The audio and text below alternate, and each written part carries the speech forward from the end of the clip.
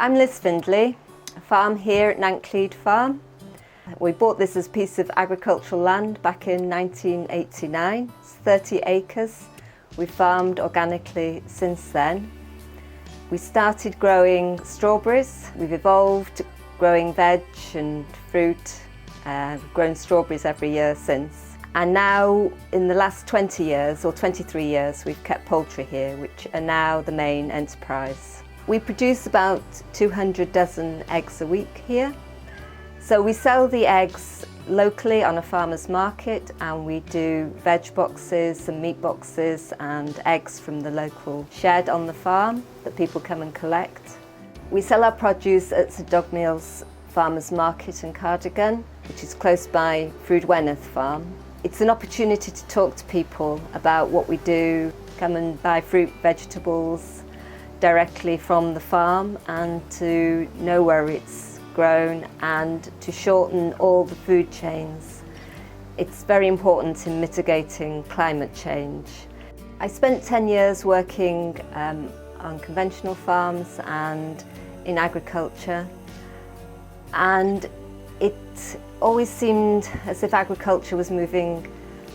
and agriculture was moving in the wrong direction, in so much as people were bringing more and more inputs onto their farms, being sold feeds and fertilizers by big companies, and it didn't always seem in the interests of the farmer or even the livestock. So once we started the road of organic farming, it became apparent that more was needed. So we added the poultry 20 years ago, and we evolved to biodynamic farming as a means of connecting our livestock enterprises and what we were doing on the farm back into a whole farming system. So we have cattle and sheep that come here to graze the poultry paddocks as well as the hens. And the more we stack the farming enterprises, the more sort of diversity we add, and the more it becomes apparent there's an important relationship between everything, from the soil, the plants, the animals. More recently, we've added a compost system, and within that system we make windrows of all the material we have on the farm, any of the muck, plant waste from the polytunnels, wood chips, grasses, everything on the farm. So we were able to purchase the land down at Fferm 6 years ago. So it's very much a work in progress to build that up and improve the soil there. But it's allowed us to grow our own grain to feed the poultry here. So we grow wheat and peas and naked oats, and we've grown field beans down there.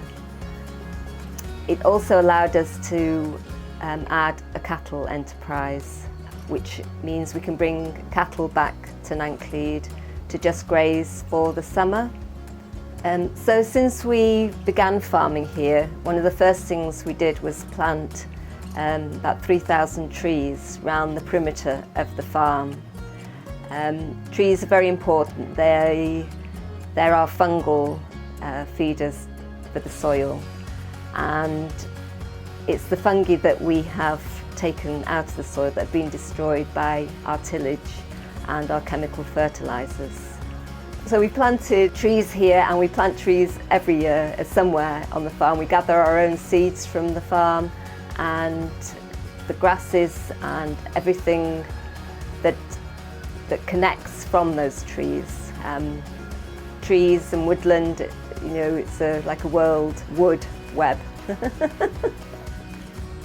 We built a pond. It was a very wet corner of the field, so we dug out a pond, and that's very much our amphibian place. It's full of frog spawn in the spring and full of bird life and ducks and coot, more hens we've had on there. We have a lot of swallows and house martins in the spring come in and nest here. We have a diversity of small birds in all our trees and hedgerows. It's actually a very noisy place in the spring. Our frogs and toads are in the tunnels, live down little holes, along with the mice and the voles and the shrews and everybody else. And so yes, everybody's here enjoying the place. When people buy local food, it supports the local economy. As a farmer, I'm just a custodian of the land. And for me, it's about leaving behind something better than we found. It has to come from your heart. Something that'll feed future generations, 5, 6, 7 generations. It's about the children and the future.